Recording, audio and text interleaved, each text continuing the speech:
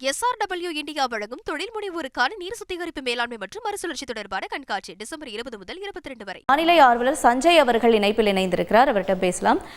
சஞ்சய் வணக்கம். இப்ப வரக்கூடிய நேரத்தை பொறுத்த வரைக்கும் இந்த மழையினுடைய இந்த மாறுபாடு எவ்வாறாக இருக்கிறது?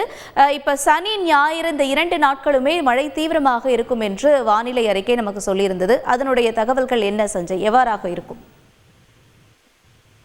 அடுத்து ஒரு 3 நாட்களுக்கு தென் மாவட்டங்கள், டெல்டா மாவட்டங்கள் ஒரு ஹாட்ஸ்பாட் பகுதியாக மாறும். குறிப்பாக தென் மாவட்டங்கள் பகுதிகளில் மிக அதிகமான மழைப்பொழிவு பதிவாகுவதற்கான வாய்ப்புகளும் அதிகரிக்கும்.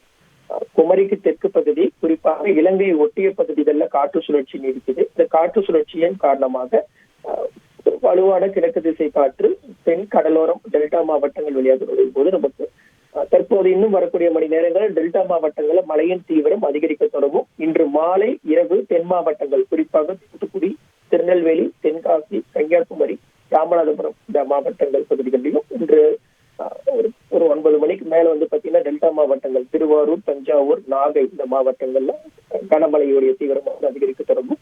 அதே மாதிரி கடலூர், பாண்டிச்சேரி, காரைக்கால், மயிலாடுதுறை இந்த பகுதிகளிலும் இன்னும் வரக்கூடிய மணி நேரங்களில் மழையின் தீவிரம் அதிகரிக்க தொடங்கும். அடுத்த ஒரு 3 நாட்களுக்கு மிக அதிகமான மழைப்பொழிவு குறிப்பாக தென் மாவட்டங்கள்ல இருக்கும். திருநெல்வேலி, தென்காசி, மதுரை, தூத்துக்குடி, திருநெல்வேலி இந்த கடலோர பகுதிகளில் ஒரு 25 சென்டிமீட்டருக்கு மேல் ஒரு மழைப்பொழிவை ஒரு சில இடங்களை எதிர்பார்க்கலாம். பரவலான மழைப்பொழிவை இன்று மாலை தென் கடலோர மாவட்டங்கள்ல எதிர்பார்க்கலாம். நன்றி சஞ்சய், உங்களுடைய தகவல்களுக்கு.